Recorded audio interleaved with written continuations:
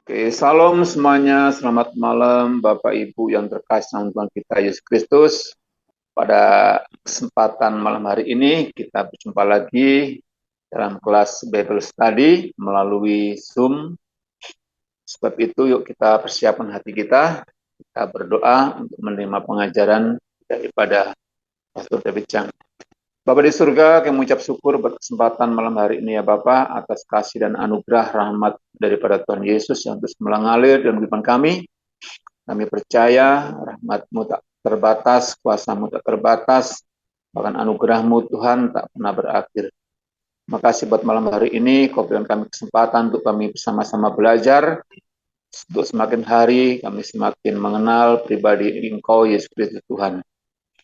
Terima kasih buat teman-teman kami yang belum sempat masuk bergabung bersama-sama kami, serta mereka semua dalam setiap aktivitas merekanya. Juga berkati kami pada malam hari ini dari awal pertengahan hingga akhir, urapi setiap kami dengan kami hikmat pengertian. Sebab itu kami buka hati kami untuk Roh-Mu berkarya di dalam kehidupan kami. Dalam nama Tuhan Yesus. Roh Kudus, Kau hadir di sini. Roh Kudus, Ku mengasihi. Kau lembut, Kau manis, Kaulah penghiburku, penolongku, diutus Bapakku. Katakan Roh Kudus, Kau hadir di sini. Roh Kudus, Kau hadir di sini. Roh Kudus, Ku mengasihi. Kau lembut, Kau manis, Kaulah penghiburku, penolongku, diutus Bapakku. Ku buka hati untuk Roh-Mu Tuhan. Ku buka hati menyembah-Mu Yesus.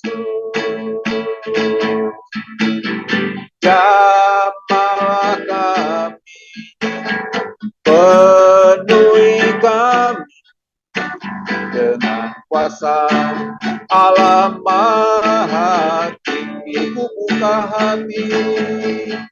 Ku buka hati untuk Roh-Mu Tuhan. Ku buka hati menyembah-Mu Yesus. Jamahlah kami, penuhi kami dengan kuasa Allah Maha Tinggi. Sekali katakan Roh Kudus Kau di sini. Roh Kudus, Kau hadir di sini. Roh Kudus, Ku mengasihi. Kau lembut, Kau manis, Kaulah penghiburku, penolongku, diutus Bapakku. Ku buka hati untuk Roh-Mu Tuhan. Ku buka hati menyembah-Mu Yesus. Jamahlah kami, penuhi kami dengan kuasa Allah Maha Tinggi. Ku buka hati untuk Roh-Mu Tuhan. Ku buka hati menyembah-Mu Yesus.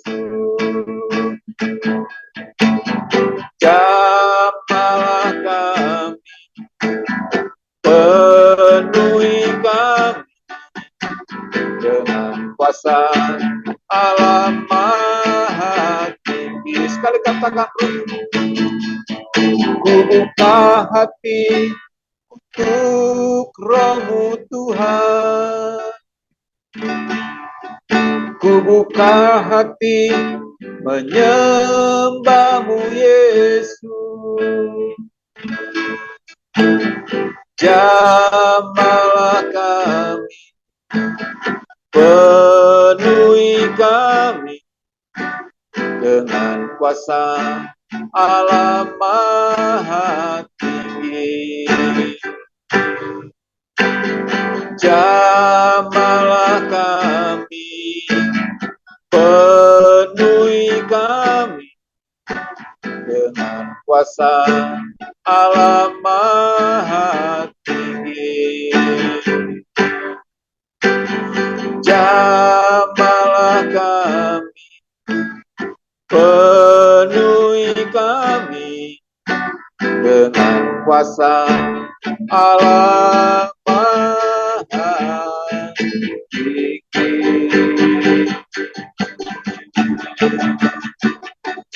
Haleluya. Jamahlah kami, jamahlah hati kami, penuhi kami dengan Roh-Mu,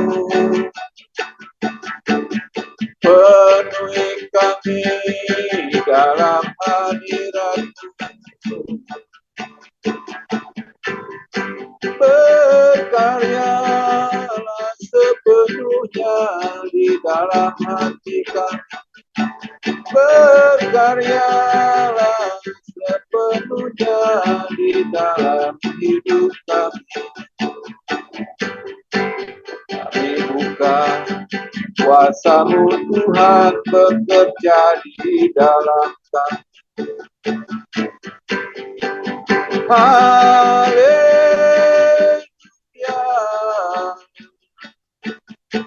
Terpuji nama-Mu, terpuji Engkau, sebab kasih-Mu besar, kasih-Mu nyata, kasih-Mu ajaib di dalam kami. Haleluya.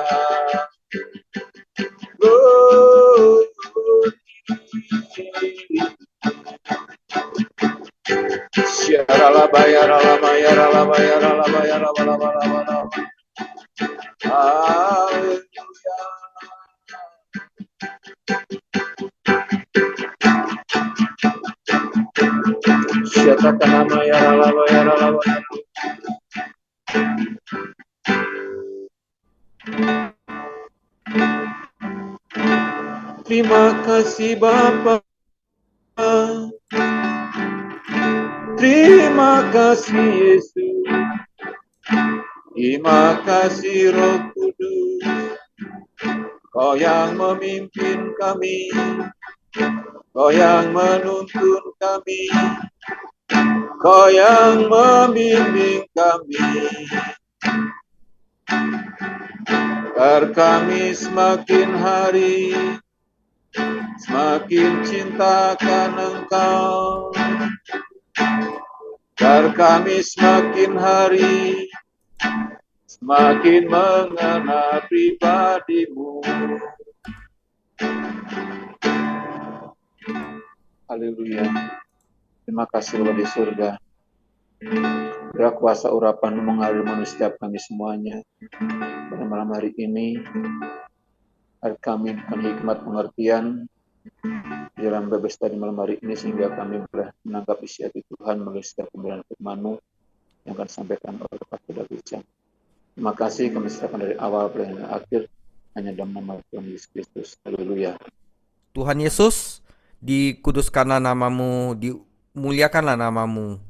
Kami bersyukur kepadamu karena Engkau telah memberikan kami firman Tuhan yang begitu luar biasa, yang begitu dapat mengubah pribadi kami menjadi serupa dengan Engkau.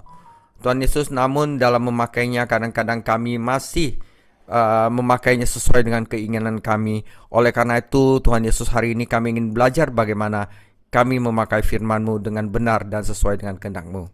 Terima kasih Tuhan Yesus, pimpin mulut hati hamba dan juga bukakan hati dari teman-teman agar semua yang kita komunikasikan hari ini dapat bermanfaat secara maksimal bagi kehidupan kami semua.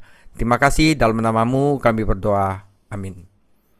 Saudara, mawar berduri di tangan seorang pemabuk. Ini adalah bagian ketiga mengenai pengetahuan sesi apologetika sesi 5. Ya, saya nggak mau kasih tahu dulu apa artinya ini, tetapi saya akan memberitahunya dengan membuka sebuah cerita. Oke? Di sebelah kanan ada gambar seorang pria yang mabuk, saudara. Minum bir, nggak tahu ini XO atau apa, nggak tahu ya. Yang ngerti itu Pak Kelvin ya. Jadi suatu ketika ada seorang pria yang terbangun dalam keadaan mabuk setelah semalaman minum minuman keras. Ya. Saat jam weker berbunyi, otaknya hampir meledak. Dia membenamkan wajahnya lebih dalam lagi ke bantalnya dan mengerang sesuatu yang terdengar seperti gurita gitu loh, saudara. Gitu loh. Nggak mau bangun karena mabok terlalu dalam malamnya. Istrinya pernah mendengar gumaman seperti itu sebelumnya dan tahu maksudnya. Hubungi kantor, hubungi tempat dia kerja. Jadi dia menelepon tempat suaminya bekerja dan meninggalkan pesan yang mengatakan suaminya sakit dan tidak bisa datang. Di meja sarapan dia mengulangi cerita itu kepada anak-anaknya. Ayah sakit dan tidak mau makan bersama-sama dengan mereka. Kemudian istrinya mengantar anak-anak ke sekolah dan istrinya berangkat kerja sendiri, meninggalkan suami yang masih setengah sadar, masih ada efek alkohol di rumah sendirian. Oke, saudara, ya, samping ini ada semak-semak mawar. Sekitar tengah hari, ya sekitar jam 12 gitu ya, si pemabuk akhirnya bangun lagi dan menyeret dirinya keluar dari tempat tidur. Dia terhuyung-huyung ke tempat dia menyimpan minuman kerasnya dan menghabiskan sebagian besar sore harinya dengan minum lagi, saudara. Ya, saudara, jadi jam tengah hari dia minum mungkin sampai jam 3 gitu. Oke. Sorenya kemudian dia memutuskan untuk berjalan-jalan di halaman belakang. Saat itulah melihat semak bunga-bunga mawar. Ada semak mawar yang tumbuh subur di belakang rumah dan sejumlah mawar merah yang indah bermekaran. Oke, ini ada mawar, ada durinya, saudara, ya. Nah, saat dia melihat bunga mawar, dia mendapat ide. Saya akan menunjukkan kepada istri saya betapa baiknya saya sebagai suami. Saya akan mengejutkannya dengan seikat bunga mawar segar. Aku mungkin bukan suami yang sempurna, katanya pada diri sendiri. Tapi aku bisa saja melakukan hal yang baik. Istriku pasti akan menyukai bunga-bunga ini. Lalu dia bergegas kembali ke rumah dan mengambil pisau tajam dari laci dapur. Dalam perjalanan kembali keluar, dia mengambil botol minuman dan meneguknya beberapa kali lagi untuk menjaga staminanya, menjaga kekuatannya menghadapi tugas di depannya. Sampai dia di rumpun mawar, dia meraih salah satu batangnya. Segera dia melepaskan tangannya. Darah merembes di beberapa tempat yang durinya menusuk kulit. Dia ragu-ragu sejenak, lalu meraih batangnya lagi. Duri itu menusuknya lagi, tapi dia bertahan. Dipotongnya batang itu hingga akhirnya batang itu lepas dari tangannya. Dia melemparnya ke samping dan mengambil yang lain, lagi-lagi mengeluarkan darah. Namun, berkat alkohol, durinya tidak terlalu sakit. Dia terus melakukannya selama beberapa menit dan baru saja memotong batang terakhir ketika dia mendengar sebuah mobil berhenti di jalan masuk. Istrinya pulang kerja dan juga sudah menjemput anak-anaknya pulang dari sekolah. Istri dan anak-anaknya telah kembali. Buru-buru dia mengumpulkan mawar-mawar yang telah dia potong itu, ya, dipelukannya, ya, jadi dia pegang begini. menggaruk dan menusuk lengan dan dadanya. Dia tidak merasa sakit karena efek alkohol, saudara. Kemudian dia meminum satu tegukan terakhir dari botolnya dan berjalan kembali ke dalam rumah untuk memberikan kejutan yang menyenangkan bagi istri dan anak-anaknya. Dia menyodorkan mawar itu kepada anak-anak yang terkejut dan berkata, "Hei anak-anak, lihat apa yang kuberikan untuk ibumu." Kemudian dia memeluk anak-anaknya, meremasnya bersama mawar yang ada di lengannya. "Aduh!" pekik anak-anak saat duri tajam menusuk kulit mereka. "Lepaskan ayah, kamu menyakiti kami." "Apa masalahnya?" seru si pemabuk. "Tidakkah kamu mencintai ayahmu tersayang?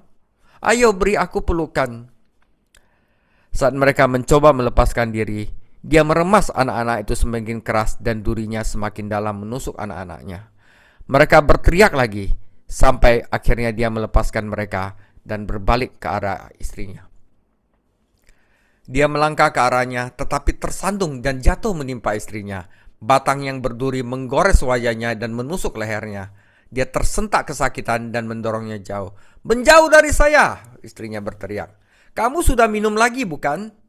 Ini adalah malam di mana kami seharusnya pergi menonton pertandingan bola bersama keluarga. Dan ini dia, mabuk lagi." Seringai ceroboh, si pemabuk berubah menjadi cemberut. "Aku tidak mabuk," gerutunya. "Saya baru saja mendapat ide yang baik. Aku bekerja keras mendapatkan bunga ini untukmu. Dan inikah ucapan terima kasih yang kudapat?" "Ayo," katanya sambil menyodorkan bungkusan berduri itu ke wajahnya sekali lagi. "Terimalah mereka. Bagus ya. Anda tahu, mawar adalah bunga yang berbau harum. Mawar adalah mawar yang harum." "Dasar bodoh," pekik istrinya sambil memalingkan wajahnya kesakitan. "Jangan bicara padaku tentang mawar." Dia melambaikan mawar di wajahnya bertanya, "Bagus kan? Bagus sekali kan ya mawarnya?" Nah saudara, jika Anda ingin mengutip pepatah yang mewah, coba ini, kata istrinya. "Seorang pemabuk adalah seorang pemabuk yang bodoh." Atau bagaimana dengan ini? "Seorang pemabuk adalah dengan nama lain adalah pemabuk yang tidak berbau sedap." Saudara, itu adalah sebuah cerita yang saya karang, saudara. Itu bukan cerita yang menggembirakan, bukan? Ya, itu hanya terjadi ya di cerita yang saya buat. Walaupun mungkin aja hal yang serupa bisa saja terjadi, saudara. Ya, saudara jangan komplain lah ceritanya. Itu hanya suatu cerita yang saya buat ya. Pokoknya saya cerita itu hanya agar dapat saya menjelaskan pesan-pesan spiritual di belakangnya ya. Jadi saya menceritakan kisah ini kepada Anda untuk menghidupkan gambaran kata di dalam Alkitab. Amsal 26 ayat 9. "Amsal di mulut orang bebal adalah seperti duri yang menusuk tangan pemabuk." Tidak bisakah kamu membayangkannya? Seorang pemabuk terhuyung-huyung melambai-lambaikan dahan berduri, mengira dia hebat, tetapi melukai dirinya sendiri dan orang-orang terdekatnya. Alkitab berkata, seperti itulah rasanya ketika orang-orang bodoh mengutip kata-kata Alkitab. Dia lebih banyak merugikan daripada kebaikan. Artinya apa? Di sesi-sesi berikutnya, sebelumnya saya sudah berkata, belajar Alkitab, belajar Alkitab, belajar ke Alkitab. Tetapi saudara, di sini saya ingin menyampaikan bahwa Alkitab bisa berbahaya. Saudara, hikmat yang tajam bisa menjadi berbahaya jika digunakan oleh orang yang salah. Hal ini berlaku bahkan di dalam Alkitab itu sendiri. Kitab Tuhan itu sempurna dalam segala hal, namun masih dapat menyebabkan banyak kerusakan. Bukan karena ada yang salah dengan Alkitab, namun karena ada yang salah dengan beberapa orang yang mengutip Alkitab. Sama seperti bunga mawar yang indah.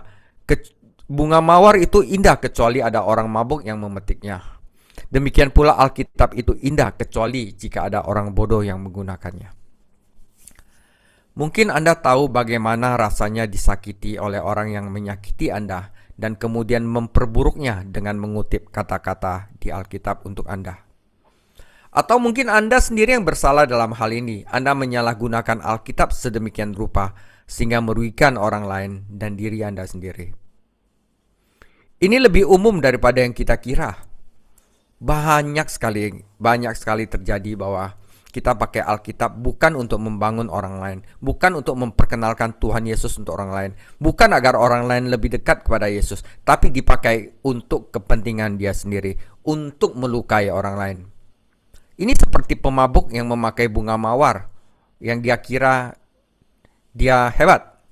Beberapa pemabuk menggunakan ayat-ayat Alkitab tentang anggur, untuk membela kebiasaan minum mereka. Ya, para pemabuk bilang, oh Alkitab ada anggur kok, kenapa saya nggak boleh mabok ya? Oke. Beberapa pria memukul istrinya dan kemudian mengutip ayat-ayat Alkitab tentang istri harus tunduk pada suami. Atau ada orang tua menganiaya anak-anak mereka dan mengutip ayat-ayat tentang anak-anak harus menghormati orang tua. Kritikus, orang-orang yang suka kritik orang lain dengan kejam merendahkan orang lain dan kemudian mengutip peribahasa Alkitab tentang betapa baik dan bermanfaatnya sebuah teguran. Orang-orang sesat melanggar setiap perintah dalam Alkitab, tetapi ketika ada orang yang mempertanyakan perilaku mereka, mereka mengutip kata-kata Yesus, jangan menghakimi agar kamu tidak dihakimi. Saudara, daftarnya terus bertambah. Hampir di setiap pernyataan dalam Alkitab, ada orang bodoh yang bisa menemukan cara untuk menyalahgunakan Alkitab tersebut. Saudara, dampaknya itu sangat buruk sehingga kita tidak dapat mengukur dampaknya. Kita tidak dapat menghitung banyak orang dan semua orang yang meninggalkan gereja karena orang tua, pemimpin gereja, atau orang munafik di gereja yang mengutip Alkitab meskipun mereka melakukan dosa yang mengerikan itu dan menyakiti orang lain. Saudara, kita tidak bisa menghitung semua orang tidak hanya menyakiti orang lain, tetapi juga menghancurkan diri mereka sendiri dengan mengutip kitab suci dan menggunakan pengetahuan Alkitab mereka sebagai alasan untuk berbuat dosa. Saudara, kita tidak dapat membayangkan betapa sedih dan marahnya Tuhan melihat kata-kata suci dalam kitabnya disalahgunakan, sehingga menyebabkan begitu banyak kerugian dan penderitaan. Sayangnya, ada orang yang menyalahkan Allah atas cara orang menyalahgunakan Alkitab. Namun, apakah Tuhan patut disalahkan? Apakah menurut Anda mawar itu buruk hanya karena ada seorang pemabuk yang memetiknya dan melukai diri sendiri serta orang lain? Atau Tuhan jahat dalam menciptakan mawar? Tentu saja tidak. Jadi kita juga tidak boleh menyalahkan Alkitab atas penyalahgunanya oleh orang-orang bodoh. Sebaliknya, yang harus kita pelajari di sini, sebaliknya saudara, kita harus bertanya bagaimana kita dapat memahami Alkitab dengan benar dan menggunakannya dengan benar sesuai dengan kehendak Tuhan. Saudara, Alkitab bisa saja berbahaya. Tetapi apakah karena Alkitab itu penuh dengan kebohongan? Tidak. Justru karena Alkitab penuh dengan kebenaran. Kebohongan bisa berbahaya, saudara. Namun kebenaran bisa lebih berbahaya. Semakin pasti suatu kebenaran dan semakin tinggi otoritas yang mendukungnya, semakin berbahaya bila kita menyalahgunakannya. Hal ini menjadikan Alkitab sebagai buku yang paling berbahaya karena didukung oleh otoritas Allah sendiri. Alkitab berbicara tentang otoritas dan kebenaran yang begitu kuat, sehingga ketika kita menyalahgunakan kebenaran tersebut untuk memenuhi preferensi, memenuhi kepentingan diri sendiri, dan memenuhi prasangka kita sendiri, kita dapat melakukan hal-hal yang mengerikan dan merasa yakin bahwa kita mendapatkan dukungan penuh dari Tuhan sendiri. Saya tadi sudah mengatakan bahwa para pemabuk, para pemukul istri, pemfitnah, dan orang sesat dapat menemukan ayat-ayat Alkitab yang mereka putar agar sesuai dengan kejahatan mereka, saudara. Selain dosa-dosa ini dan banyak dosa individu lainnya, Saya dapat menambahkan sejumlah dosa sosial berskala besar yang telah dilakukan oleh pengutip Alkitab. Saudara, siap dengan pernyataan ini? Berapa banyak orang yang telah dibantai dalam perang agama karena mereka salah mengerti Alkitab, atau disiksa dengan cambuk dari seorang pengemudi muda, atau mengalami diskriminasi dan kekejaman yang mengerikan dari kelompok orang yang berbasis di bawah salib dan mengutip Alkitab. Saudara, saat Anda melihat semua dampak buruk yang ditimbulkan oleh orang-orang yang beragama, yang mengutip Alkitab, Anda mungkin tergoda untuk menolak Alkitab. Anda mungkin tergoda untuk menolak gagasan apapun tentang kebenaran mutlak.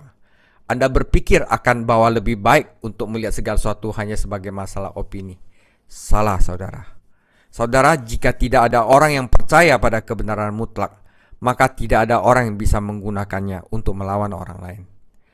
Kalau tidak ada standar moral yang mengikat, mungkin kita bisa semua rukun dan saling menghormati, mungkin percaya gitu. Semakin banyak orang merasa bahwa satu-satunya solusi terhadap penyalahgunaan kebenaran adalah meledakkan gagasan bahwa kebenaran mutlak itu ada. Ada orang berpikir gitu. Sudah, jangan ada kebenaran mutlak, biar tidak orang menyalahgunakannya. Tetapi saudara, tindakan seperti itu seperti mencoba mencegah pembajakan pesawat dengan meledakkan seluruh pesawat. Tentu sangat buruk jika seorang membajak sebuah pesawat, tetapi jangan salahkan pesawat tersebut. Salahkan pembajak. Jangan hancurkan semua pesawat. Waspada terhadap si pembajak. Itulah yang perlu kita lakukan ketika kita menghadapi kenyataan bahwa kebenaran dapat dibajak. Jadi istilah membajak kebenaran dan digunakan untuk merugikan orang lain atau menyandera mereka. Pesawat terbang itu baik, tetapi pembajak itu memakai pesawat terbang untuk melakukan kejahatan. Itu apakah salah pesawat? Bukan salah pesawat, tetapi salah orang yang membajak pesawat. Kebenaran itu adalah sangat baik, tapi apa kebenaran itu adalah jahat? Bukan, adalah salah bagi orang yang membajak kebenaran. Jangan salahkan kebenarannya, salahkan orang yang membajak kebenaran. Jangan menyangkal kebenaran Alkitab. Sebaliknya, cobalah membantu mereka yang pernah terluka karena penyalahgunaan Alkitab dan kemudian berusaha menjaga diri dari penyalahgunaan kebenaran Alkitabiah di masa depan. Selain itu, Anda tidak dapat menghancurkan kebenaran meskipun Anda menginginkannya. Kebenaran tetaplah kebenaran, apapun pikiran Anda, apapun yang terjadi, kebenaran tetaplah kebenaran. Anda bisa menyangkalnya dan mengabaikannya, tetapi Anda tidak akan pernah bisa menghancurkannya. Firman Tuhan tetap untuk selama-lamanya. Firman Tuhan berdiri untuk selama-lamanya. Bunga rumput akan lenyap, bunga rumput akan layu, tetapi firman Tuhan tetap untuk selama-lamanya. Jadi sebaiknya Anda menghadapi kenyataan bahwa Alkitab benar-benar benar dan mulai mencari tahu apa yang diperlukan, bagaimana saya dapat menggunakan firman Tuhan dengan benar dan bukannya dengan salah. Oke saudara, dan disinilah adalah 5 prinsip untuk menggunakan Alkitab dengan benar. Oke saudara, 5 prinsip yang benar untuk menggunakan Alkitab. Apa saja yang termasuk di dalamnya? Berikut adalah 5 prinsip dasar dalam menggunakan Alkitab dengan cara yang sehat, dan kelima prinsip tersebut saling berhubungan. Oke, saudara, untuk menggunakan Alkitab dengan benar, hati kita itu harus benar dulu di hadapan Tuhan. Dengan kata lain, kita lahir baru. Kalau hati kita busuk, saudara, kita pakai Alkitab, jangan-jangan kita pakai Alkitab bukan untuk memberkati orang lain, tetapi kita bisa pakai Alkitab untuk menyakiti orang lain. Oleh sebab itu, hal yang pertama untuk dilakukan untuk menggunakan Alkitab dengan benar adalah Anda sendiri harus benar di hadapan Tuhan. Saat Anda membaca Alkitab, Anda tidak akan memahami pesannya dengan benar, kecuali Anda benar di mata Allah yang menulis Alkitab. Untuk benar-benar memahami kebenaran, tidaklah cukup jika kebenaran berbicara kepada Anda dari luar. Anda membutuhkan kebenaran dari dalam. Ada doa di dalam Alkitab yang mengatakan, Sesungguhnya aku berdosa sejak lahir. Sungguhnya kamu mengingat kebenaran di dalam batin. Engkau mengajari aku hikmat di bagian terdalam. Ciptakanlah di dalam diriku hati yang murni ya Allah, dan perbaharuilah semangat yang teguh di dalam diriku. Saudara, kita minta di dalam batin kita bahwa Allah sendiri yang mengajarkan kita. Minta hati yang murni, hati yang telah lahir baru, hati yang cenderung untuk melayani orang lain, bukan untuk diri sendiri, saudara. Dan ini diperlukan Anda lahir dari Allah. Diperlukan Anda lahir baru, di mana hati kita yang keras sudah diubah oleh Allah menjadi hati yang murni. Jadi saudara, untuk menjadi benar di hadapan Tuhan, Anda perlu diubah dari dalam, yang kita Alkitab sebut sebagai lahir baru. Tepat setelah Amsal 26 berbicara tentang pemabuk dengan semak berduri, ada pernyataan yang agak gamblang dan agak kasar. Ini adalah berkata kepada orang yang belum lahir baru, ya, seperti anjing kembali ke muntahnya, demikianlah orang bodoh mengulangi kebodohannya. Saudara, jika anjing di-training untuk menjadi baik, saudara, tetapi dia akan kembali kepada muntahnya karena dia adalah anjing. Kecuali anjing itu diperbaharui menjadi manusia, baru bisa dia berlagak seperti manusia. Jadi istilahnya kita harus menjadi manusia yang baru bisa kita dapat menggunakan Alkitab dengan benar. Ya, seekor anjing mau tidak mau bertingkah seperti seekor anjing, dan orang bodoh yang berdosa tidak bisa tidak bertingkah sebagai orang bodoh yang berdosa. Dia perlu menjadi orang baru. Dia harus menjadi manusia baru, saudara. Ya, namun agar hal itu terwujud, pertama-tama dia harus ngaku dulu. Dia perlu bertobat dulu. Dia perlu menyadari betapa dia perlu berubah. Ayat berikutnya setelah tentang anjing dan muntahannya mengatakan, apakah kamu melihat orang yang menganggap dirinya bijak? Harapan bagi orang bebal lebih besar daripada dia.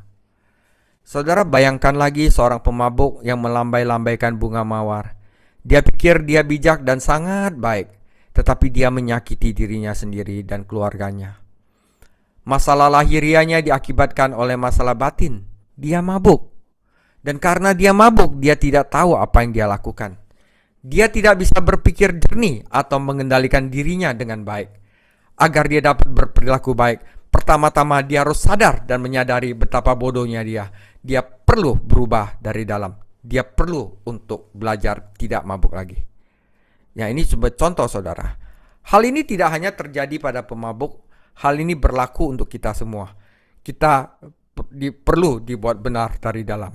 Kita membutuhkan Roh Kudus Tuhan untuk memberikan kita roh dan hati yang baru. Kita perlu berdamai, atau dengan kata lain berbaikan dengan Tuhan untuk menggunakan Alkitab dengan benar. Saudara, hal kedua dalam memanfaatkan kebenaran Alkitab dengan benar adalah kita harus mendengarkan seluruh Alkitab sebagai satu kesatuan. Bukan ambil ayat ceplok sini, ambil ayat ceplok sini. Itu kadang-kadang orang pakai untuk kepentingan dia sendiri, saudara. Anda harus tahu satu Alkitab itu seperti apa. Jadi bagi siapa yang belum baca seluruh Alkitab, bikin satu jadwal untuk baca seluruh Alkitab. Oke, saudara? Jangan hanya fokus pada satu ayat di sini atau di sana. Kebenaran Tuhan bukanlah kumpulan perkataan yang terisolasi. Itu adalah satu kesatuan. Saat kita mengisolasi satu bagian dari ajaran Alkitab dari yang lain, kita bisa memutarbalikannya dan salah memahami makna sebenarnya. Oleh sebab itu, saudara, teman-teman, saya nggak pernah itu kalau sharing Alkitab, bukan jarang ya. Jarang saya ambil ayat 1 sampai ayat 1 di sini, ayat 1 di sini. Kebetulan saya biasanya pakai dalam satu perikop gitu, agar kita bisa tahu sebenarnya ceritanya bagaimana. Misalnya Alkitab mengatakan bahwa anak-anak memerlukan disiplin dan hukuman. Bahkan mungkin hukuman fisik dalam beberapa kasus. Pelaku kekerasan terhadap anak berfokus pada kebenaran ini. Dia akan ngutip kebenaran ini ketika ia mengabaikan anak-anaknya dan meminta dukungan Alkitab. Namun, ia dengan mudahnya mengabaikan ayat-ayat yang menunjukkan bahwa disiplin harus diterapkan dalam kasih dan hanya dengan pengendalian diri yang benar. Seperti ayat dalam Kolose 3:21, Ayah, hai bapak, jangan membuat anakmu sakit hati, nanti mereka patah semangat. Atau, hai bapak-bapak, jangan memprovokasi anakmu, tetapi didiklah mereka dalam ajaran Tuhan. Itu yang harus masuk ke dalam satu telinga dan keluar dari telinga lain.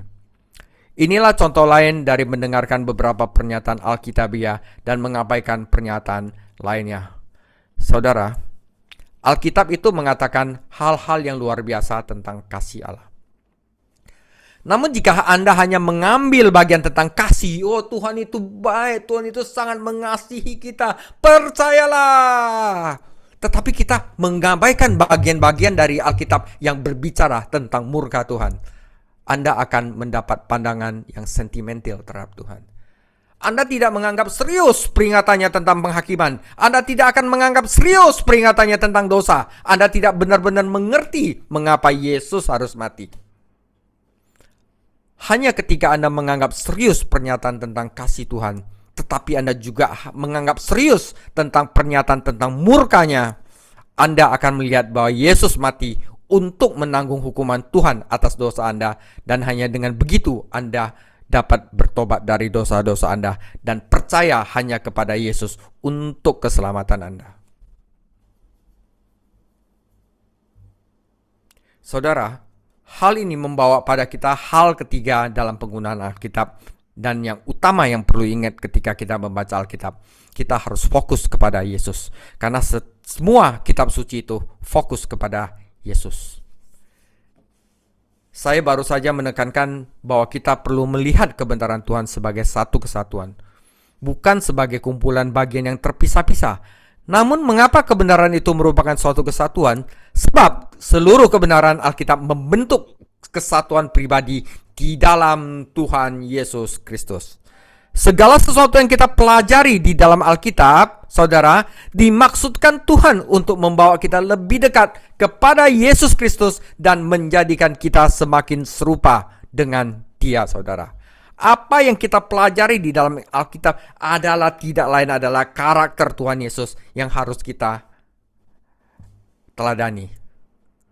Anda perlu berfokus pada Yesus agar kebenaran Alkitab menjadi fokus.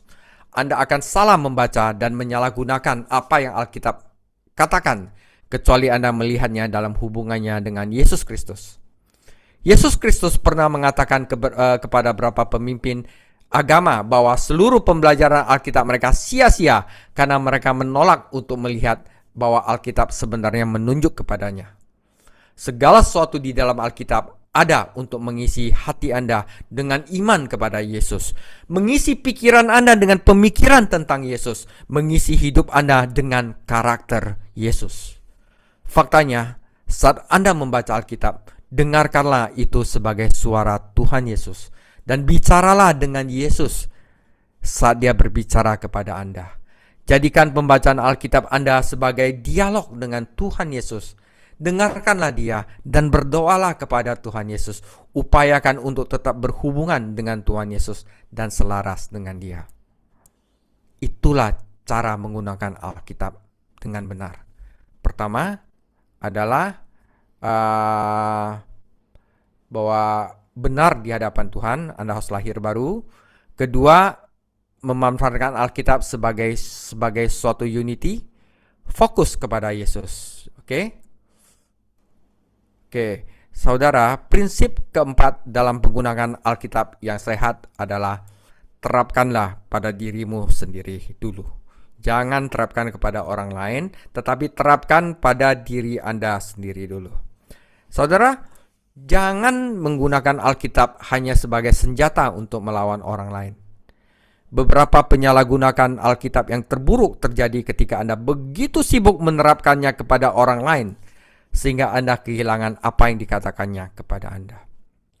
Saudara, mengapa beberapa suami tahu persis apa yang Alkitab katakan kepada istri mereka tentang ketundukan dan kurang memperhatikan apa yang Alkitab katakan kepada istri mereka tentang kasih dan pengorbanan diri?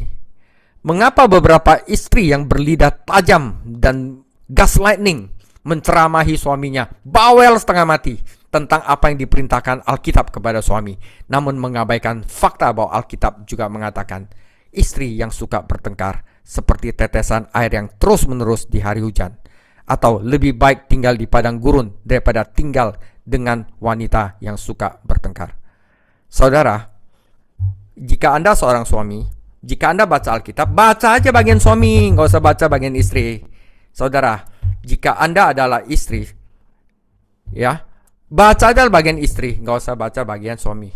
Oke? Terapkanlah pada dirimu sendiri. Mengapa ada orang-orang mempunyai pekerjaan bagus dan punya banyak uang mengutip ayat-ayat Alkitab kepada orang miskin tentang kemalasan yang menyebabkan kemiskinan dan mengabaikan ayat-ayat yang memperingatkan orang kaya agar tidak mengeksploitasi orang lain dan menolak berbagi dengan orang lain? Tetapi mengapa sebagian orang memang malas dan menyalahkan sistem kesejahteraan mengutip ayat-ayat Alkitab tentang membantu orang miskin dan mengabaikan pernyataan seperti jika seorang tidak mau bekerja, ia tidak boleh makan? Hampir dari semua kita bertindak sebagai ahli untuk meluruskan dosa orang lain daripada membereskan dosa kita sendiri. Karena itu, bagian keempat untuk menggunakan Alkitab dengan benar adalah terapkan pada dirimu sendiri. Matius 7 ayat 3. Mengapakah engkau melihat selumbar di mata saudaramu, sedangkan balok di dalam matamu tidak engkau ketahui? Bagaimanakah engkau dapat berkata kepada saudaramu, biarlah aku mengeluarkan selumbar itu dari matamu, padahal ada balok di dalam matamu? Hai orang munafik, keluarkanlah dahulu balok dari matamu, maka engkau akan melihat dengan jelas untuk mengeluarkan selumbar itu dari mata saudaramu. Jadi setiap kali Anda membaca Alkitab, jangan tanya dulu apa yang dikatakannya kepada orang lain. Pertama-tama, tanyakanlah kepada Yesus apakah yang Dia katakan kepada Anda dalam kitab suci. Jika Anda seorang suami, pastikan Anda menaati apa yang Alkitab katakan kepada para suami sebelum Anda mulai mengutip Alkitab kepada istri Anda. Jika Anda seorang istri, dengarkanlah petunjuk Tuhan bagi para istri sebelum Anda mulai mengoreksi suami Anda. Jika Anda kaya, pastikan Anda mendengar peringatan Alkitab kepada orang kaya, bukan peringatan kepada orang malas. Jika Anda miskin atau berada dalam kesulitan, pastikan Anda tidak menyalahkan diri sendiri sebelum mulai menyalahkan penindasan atau diskriminasi terhadap orang lain. Terapkan Alkitab pada diri Anda secara pribadi sebelum Anda menerapkannya pada orang lain, saudara. Saudara, prinsip kelima yang memandu Anda dalam menggunakan Alkitab adalah selalu gunakan kitab suci dengan kasih. Allah adalah kasih, ya. Hal ini membawa kita kembali kepada fakta bahwa Yesus adalah fokus dari kitab suci, bahwa kebenaran hakiki bukan hanya suatu benda melainkan suatu pribadi. Oleh karena itu, karena kebenaran bersifat pribadi dan karena kebenaran itu didasarkan pada Yesus dan dalam Allah yang hak adalah kasih, kita memerlukan kasih untuk mendengar apa yang Allah katakan, dan kita memerlukan kasih untuk menyampaikan kebenaran Allah kepada orang lain. Kita memerlukan hati yang mengasihi Tuhan agar dapat mendengarkan apa yang Dia katakan kepada kita tanpa merasa kesal.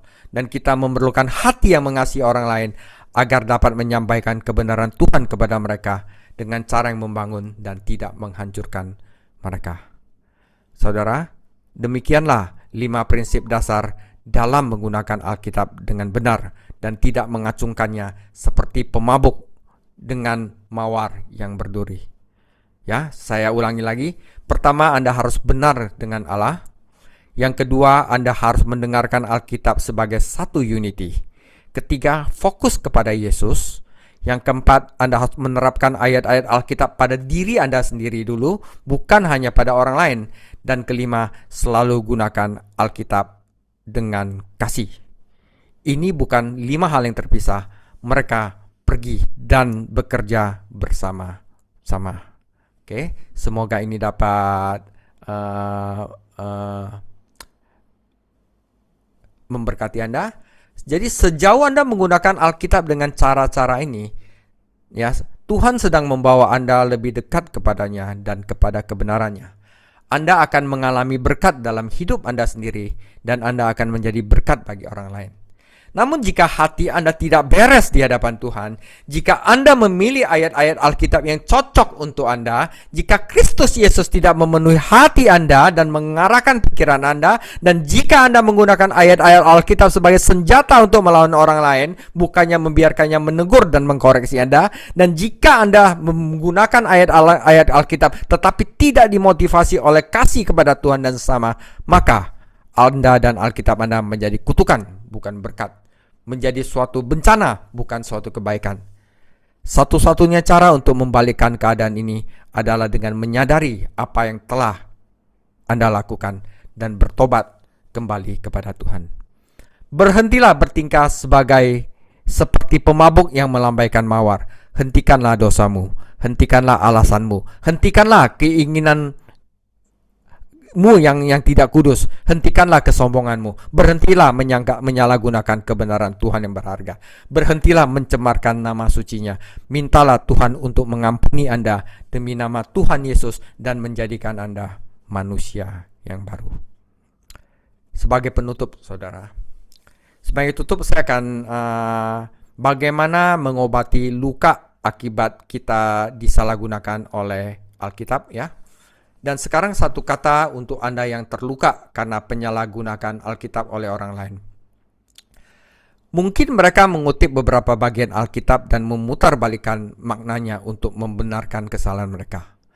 Atau mungkin mereka hanya mengaku sebagai orang Kristen yang percaya pada Alkitab, namun tetap melakukan hal-hal yang buruk. Kita bisa berdoa agar Tuhan mengubah orang-orang seperti itu. Dan ia memang banyak mengubah banyak orang.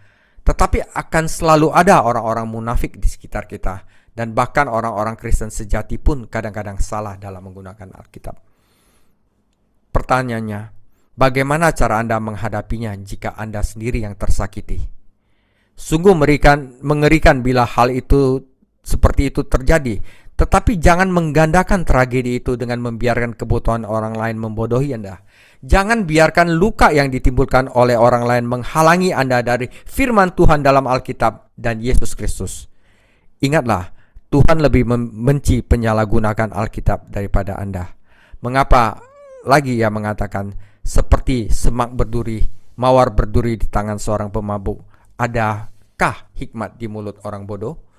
Jangan biarkan penyalahgunakan kebenaran oleh orang bodoh membuat Anda menentang kebenaran atau Anda sendiri yang menjadi bodoh. Sebaliknya, percayalah kepada Tuhan Yesus. Percayalah bahwa meskipun setiap orang pembohong, Tuhan tetap benar. Dan meskipun setiap orang menjalahgunakan firman Tuhan, firman-Nya tetap benar. Percayalah pada Alkitab. Percayalah kepada Tuhan Yesus Kristus. Sambutlah Roh Kudus untuk tinggal di dalam hati Anda. Tinggalkanlah kenangan orang-orang munafik yang menyalahgunakan Alkitab. Dan belajarlah menikmati kebenaran sejati yang diberikan Tuhan sendiri kepada Anda. Tinggalkanlah luka-luka siapapun yang menangin kebenaran Alkitab seperti seorang pemabuk yang melambaikan mawar. Tetapi nikmatilah mawar indah yang Tuhan sendiri berikan kepada Anda. Terimalah anugerah berharganya berupa kehidupan baru di dalam Tuhan Yesus. Hiruplah aroma manis kebaikan Tuhan. Nikmatilah indah cintanya dan kebenaran dari Tuhan sendiri. Demikian firman Tuhan. Tuhan Yesus memberkati. Makasih Pak di surga buat pembelajaran pada malam hari ini dalam Bible Study. Ampuni setiap kami, kalau kami sering menggunakan Alkitab dengan salah, menggunakan Alkitab sebagai senjata untuk pembenaran diri, menggunakan Alkitab untuk menekan diri sendiri ya Tuhan. Ampuni setiap kami, tiap atas kesombongan kami, pelanggaran-pelanggaran kami malam hari ini ya Tuhan. Kami menyadari bahwa sepenuhnya firman-Mu itu adalah kebenaran dan kami tidak menjual kebenaran untuk kepentingan diri kami sendiri. Bapa surga, pimpin kami terus dengan kuasa Roh-Mu, bimbing kami, tuntunkan setiap kami semuanya, agar kami semakin hari semakin mengerti bahwa firman-Mu itu adalah kebenaran, firman-Mu itu adalah suci, firman itu adalah kudus, dan firman itu adalah yang berkuasa. Sebab itu Tuhan, malam hari ini kami menyadari setiap kebodohan kami, setiap kesombongan kami, setiap pelanggaran kami.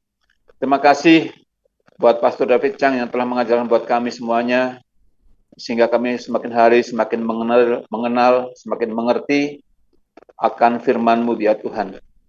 Terima kasih, berkati setiap kami semuanya yang ada dalam kelas ini, berkati kami dalam kesehatan, berkati kami dalam pengertian, hikmat, dan wahyu daripada Roh Kudus mengalir melalui setiap kami semuanya. Berkati hamba-Mu yang telah mengajar buat kami semuanya, sehingga hamba-Mu Tuhan terus diberikan pewahyuan hikmat daripada Roh Kudus untuk senantiasa menjadi berkat bagi setiap kami, bagi setiap orang yang mendengarkannya. Terima kasih, berkati hamba-Mu dalam setiap pekerjaan, juga berkati hamba-Mu dalam keluarganya sebagai kepala rumah tangga, berkati semua keluarganya Tuhan dengan kesehatan dan segala sesuatu yang keluarga ini perlukan, yaitu dengan kasih Kristus. Terima kasih, kami mengakhiri Bible Study malam hari ini, dan kami menerima berkat yang daripada Engkau. Semoga Allah damai sejahtera menguduskan kamu sekalian seluruhnya. Semoga roh, jiwa, tubuh terpelihara sempurna dengan tak bercacat pada kedatangan Tuhan Yesus Kristus Tuhan kita. Kasih karunia dari Tuhan Yesus selalu menyertai kita semua. Amin.